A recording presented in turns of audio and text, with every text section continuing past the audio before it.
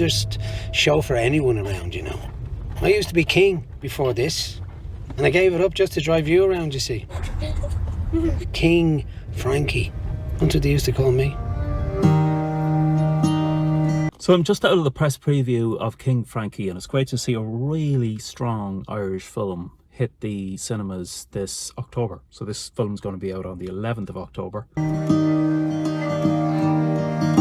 Think you can just pay us off? You're upset. I'm upset, am I? Why the fuck would I be upset? Fuck! And the filmmaker decided to set this in the era of the Irish Celtic Tiger, which now seems like a very distant memory, and it's kind of amusing to even just think about it, because it was quite a crazy time in Ireland. I mean, a potted 5-minute history of Ireland, or 5-second history of Ireland, would be that we were skint and starving for pretty much most of our existence, and a colony of the British Empire for 800 years. And then we had the Great Irish Famine of 1845, which basically starved about half of the entire country, and another portion left and died on coffin ships in their attempt to try and escape. And afterwards, I mean, there was a kind of a reforming of Irish society after that, but we gained independence in 1920, and for the first pretty much 70 years of our existence, we were scraping by as a state. And in the 1980s, Ireland was... The line was always that we were next in line for the IMF, the International Monetary Fund. And what that meant was that basically we were such a basket case of an economy that the International Monetary Fund were just queuing up to come in and bail us out, which was kind of prophetic in a way, but not in the way people meant it, because people thought it was going to happen then. But spoiler alert, we went through the biggest boom probably in world economic history, and then it was only coming out of that at the other end that we went bust, and the IMF came in and we were next in line, and that prophecy came true. So it was an absolutely bizarre time for Ireland, and it was probably the first time in our history that we had great wealth, and it came so suddenly as well. That was the thing. Irish society seemed to just change overnight. So it was about 1994, and a number of things, miraculous kind of events, coincided, which lit the spark of an economic boom, the likes of which we hadn't seen in many years. So one was not economic at all, but it was the fact that the IRA, after a 20-year war in the 6 counties, declared a ceasefire in 1993. So for once we had peace on the island. We had a Good Friday Agreement in the baking. We had the devaluation of the Irish pound, and then we had a rush of foreign direct investment from mostly American multinationals, which we still have to this day. But along with that, then we had, and the cause of them coming in was this 10% corporation tax rate. So basically, we rolled over and just begged them to come in and gave them a blank check, really. And we're kind of seeing the results of that today. We see that Apple were basically paying about £1,000 in tax on profits of several billion, and now we're forced to pay extra tax to the Irish Exchequer, and we're begging them not to, because we have this tradition of basically scrounging them for jobs in favour and rolling over on everything in terms of tax and everything else. As long as they'll employ people who are unemployed, we will roll out the welcome mat for them. So that is the setting of this film, the Celtic Tiger era of the 90s, mid-90s, late 90s. And that's where we meet King Frankie. And there are 2 timelines in this. So there's the timeline of the Celtic Tiger. So it's probably set somewhere in the mid-90s, 95, 96, 97. And then we also have a timeline 10 years later. And the 2 timelines are extremely contrasting. So the first is the economic boom, and we see our main protagonist, King Frankie, really caught up in that sort of tsunami of greed, opportunity, the feeling that there's a quick buck to be made. And he surrounds himself by sycophants who are willing to facilitate that to a degree, as long as they can suck blood out of him. The other timeline then is 10 years later. Much more sober, austere environment where the colour has been sucked out of it. And you see that very much in the cinematography of the film. The later timeline is a lot greyer. Peter Coonan looks a lot older and wearier. Whereas in the Celtic Tiger era, he's really dressed very sharply in a purple suit. That would have been a characteristic as well at the time. Up to then, Irish men would never have worn any colour whatsoever. You know, you see footage of the 70s, everybody's grey. So grey suits, grey shirts, grey everything. But he's in this very sharp purple suit. It kind of reminds me of that film that Colin Farrell was in, Phone Booth, where he's wearing this sort of raspberry suit and he's really sharp dressed, and he shouts out the phone box that memorable phrase. He goes, "My $2,000 watch is a fake, and so am I." So it kind of reminded me of that, and that seems to be the character that Peter Coonan is modelling himself on in the Celtic Tiger era. So he's sharp dressed, first up, best dressed, always trying to make a deal, trying to make a buck, whether legal or illegal, and we never really know which is which. So that, and it's interesting to see now in the kind of sober kind of hindsight, that era of the Celtic Tiger, and it's been a while since the Celtic Tiger, Irish Celtic Tiger, has been portrayed on screen, and it's difficult to see now what kind of era we're in, but it's a very different country.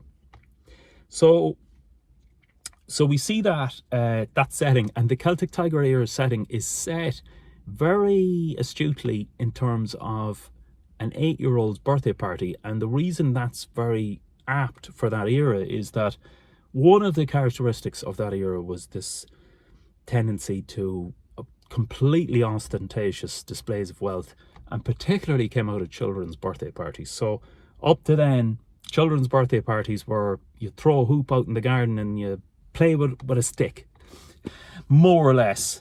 Or it was pretty wholesome stuff, like you go out and you play in the road and you kick a ball around.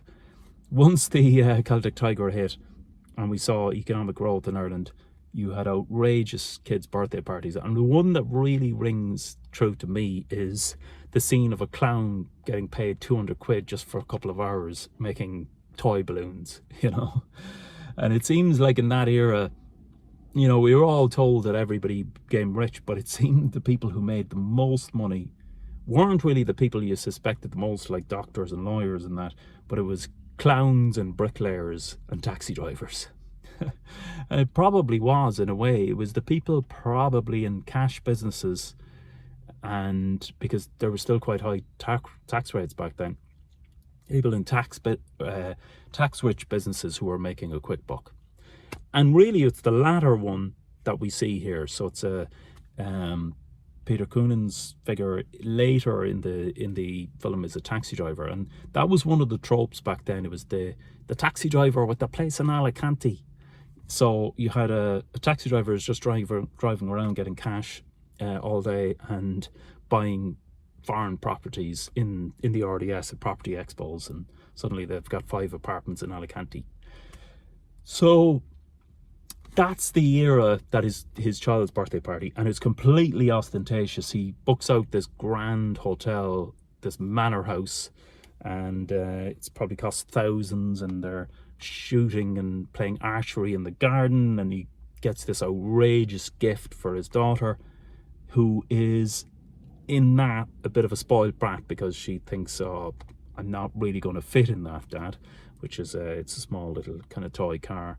But really, the kid isn't just being a brat. The kid just wants, really, like all children do, children just want wholesome gifts, really, when it comes down to it. They want just to play with their friends and have fun and just do normal things. But this character that Peter Coonan is playing is doing everything. Everything is over the top. So everything is outrageously expensive. Everything has to be the most expensive version of it, and it's never good enough for him. So that's the era that we're looking at, the Celtic Tiger era, and it's just, there's money everywhere. There's a quick buck to be made, and that's the world in which he's in. And it's always, and some of the characters that he brings in, so are 3 obnoxious characters that he brings along to his kid's birthday party, and it's totally inappropriate because a child's birthday party should be a moment of purely family intimacy. But this guy has no real interest in that, Frankie. He has no interest in family, ordinary family, natural partying. It's everywhere there's a quick buck to be made. So every minute he's looking for an angle. So he invites these 3 or 4 obnoxious people, and really they appear to represent the kind of investors and bankers of the time, and who in hindsight, or even at the time, were kind of the most obnoxious people in Ireland. And probably they're representing that Anglo-Irish bank culture of the time. So Anglo-Irish Bank is no longer with us because it exploded with the Celtic Tiger.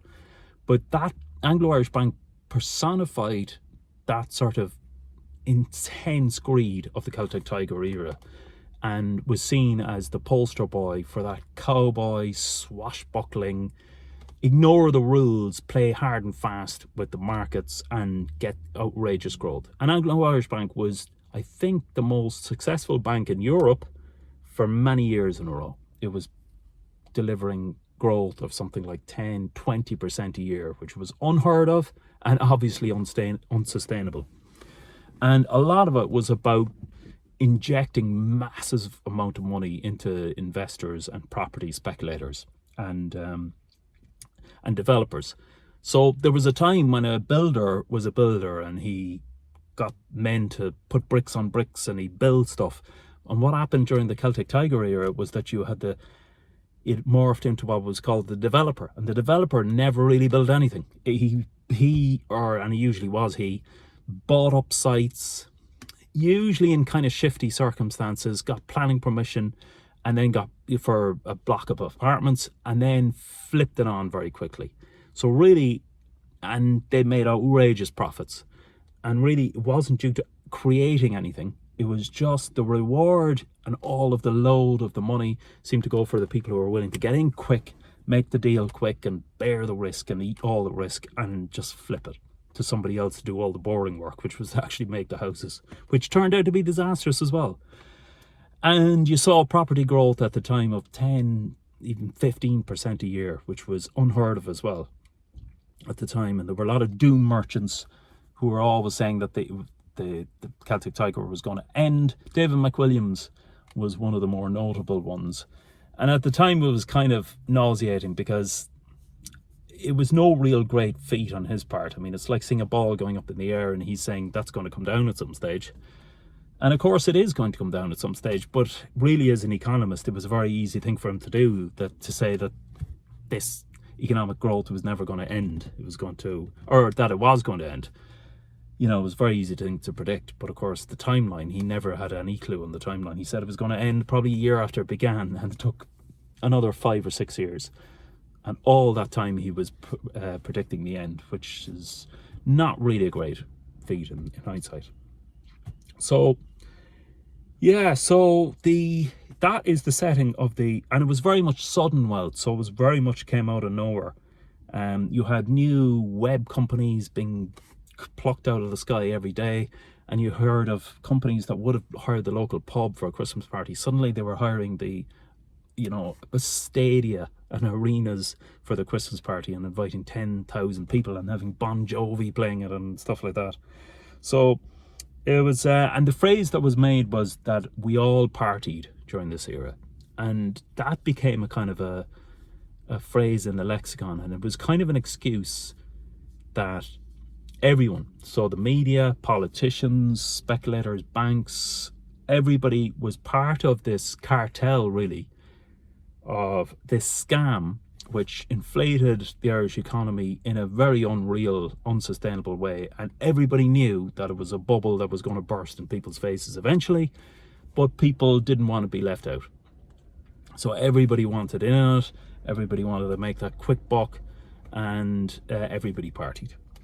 So and even though this is about Ireland, I think international audiences of this film will see this as a universal story. So everywhere there's this cycle of boom and bust, and how do we cope with the boom and bust in terms, not just economically, but I suppose in terms of the seasons of our life, in terms of things going well one minute and then everything collapses the next.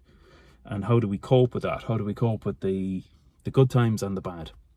And I think that's going to be a universal story from this film. So yeah, and it reminds me of a nice quote from Alan Partridge. It was like, back in the early days before the Celtic Tiger, what was Ireland? There must be more to Ireland than this. And he says that Ireland he summed up with images of rocks, badly tarmac driveways, people in platform shoes being arrested for bombings, and Beamish. So that was his sum up of Ireland before the 90s. And after that, we became more slick and suave, wearing purple suits and, you know, driving crazy cars. That was another feature of it as well, which another horrible feature of the Celtic Tiger was the arrival of SUVs on the road. So everybody seemed to be driving these tanks, totally oversized cars for families of 2 kids, you know. And whereas before, I remember going to France with 6 of us in a Ford Fiesta, and we drove the length of France. And you know what? It was fantastic fun, even though we were crammed in like sardines. I mean, one of the other universal aspects of this film is the ties between families and family betrayal and the tensions that happen between families as well. So that's the one constant through the film. He has the same family that he had at the start, but there's so much betrayal and hurt that's caused, and I suppose he's grappling with how does he handle with that. And but back in the early days at his kid's birthday party, so it should be a relaxing time for him where he's enjoying time with his daughter, but that's not the case for Frankie. You feel this really claustrophobic scene of tension where at every moment somebody's coming to him looking for money, or he's going to somebody else to try and make a deal. He's trying to squeeze a buck or a plan or an investment out of somebody, all during his kid's birthday party. And there are moments where he's playing archery out the back, which is, again, would have been one of these kind of ostentatious symbols of the Celtic Tiger. Before that, we would have been playing hurling or kicking a ball around, but no, it's archery here. And I'm sure there's a bit of symbolism behind the fact that he's never able to hit that bullseye. He's always off target, and he's frustrated by this, whereas his swashbuckling friends and investor and bankers, they're all hitting the target and he isn't. So there's a lot of jealousy there. Yeah, I think Peter Coonan is great in this. So the acting is very well done, I think, in all of this. And his father, Frankie's father, plays a really great role here as well. And his daughter, Clara, is played really well by the younger daughter and the older daughter. And she's really the one kind of support for Frankie throughout. So when he's the tension and the stress, you just feel it must be insurmountable. His daughter is there for him, whereas the wife is thoroughly sick of him, and you can certainly understand why she has had enough. So the 2 timelines are really well crafted, and you can tell that they're both leading to a climax. So you see them in parallel being built up, and you can tell kind of where they're going to end. But it's done very well, I think. And just the contrast between the carnival-like atmosphere of the Celtic Tiger scene and then the very dull, austere, almost impoverished atmosphere later in life. Although we do see kind of hints that make us warm to Frankie for the first time. And that's the scene where he's taking a special needs girl to school, and you see him kind of becoming a more wholesome man, basically, rather than the kind of greedy, shallow person that he was previously.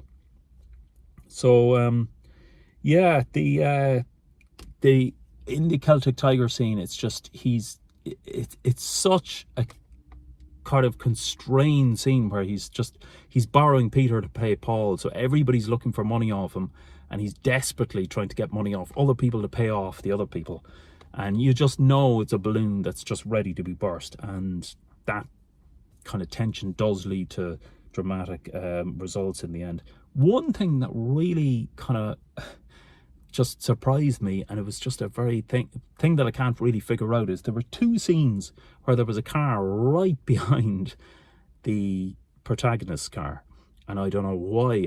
It looked like either they had a second car on the trailer that they were filming, or I don't know, or they wanted to make it look like there was another car, that it wasn't just an empty street, but it looked like that there was another car just trailing the other one by millimeters. So I don't know what was going on there, but it just seemed to be, was one very weird moments. So overall, I think I really enjoyed this film. I would give it 8.5 out of 10, I think. And to see an Irish film really pack a punch like this is fantastic.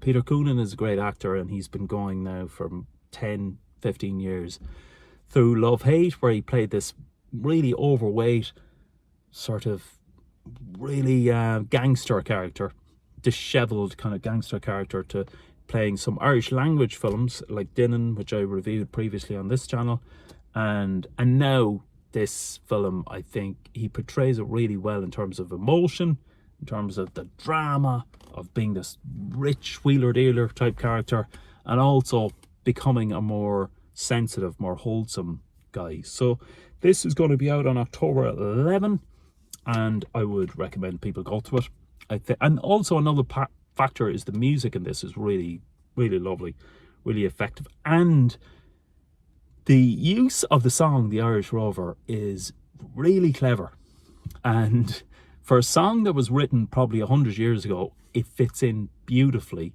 with the Ireland of 1995. So enjoy.